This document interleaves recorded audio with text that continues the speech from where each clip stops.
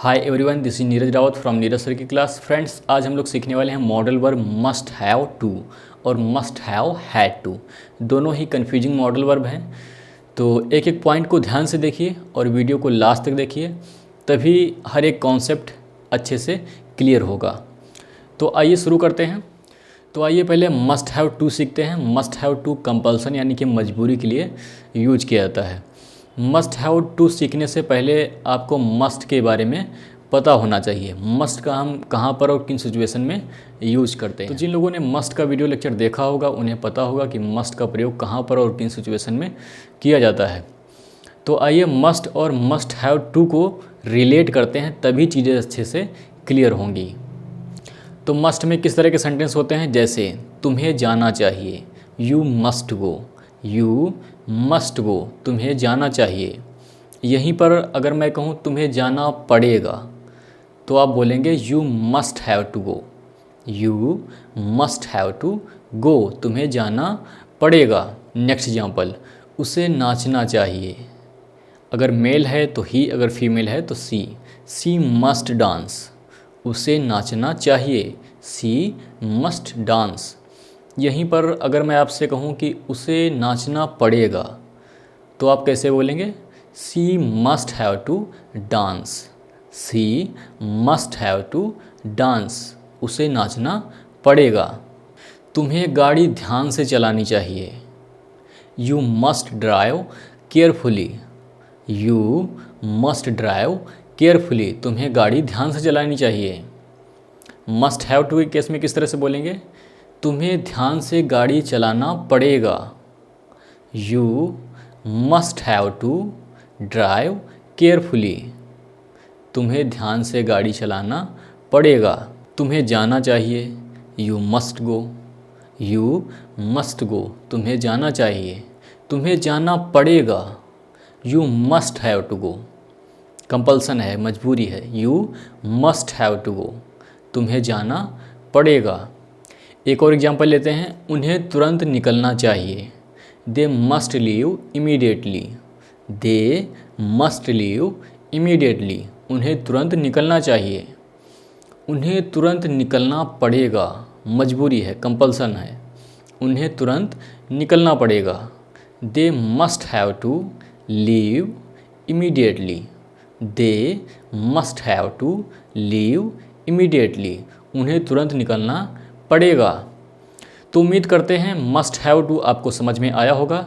आइए अब must have had to सीखते हैं। तो model verb must have had to, यहाँ भी आप मजबूरी को दिखाते हैं, कंपल्सन को दिखाते हैं। तो मस्ट हैव हैड टू को सीखने से पहले आपको मस्ट हैव पे नज़र डालनी पड़ेगी। तो जिन लोगों ने मस्ट हैव का वीडियो लेक्चर देखा है उन्हें पता होगा कि मस्ट हैव में किस तरह के सेंटेंस बोले जाते हैं। जैसे कल बच्चे स्कूल गए होंगे। अब यहाँ पर हम गेस कर रहे हैं, अनुमान लगा रहे हैं कि कल ऐसा हुआ होगा।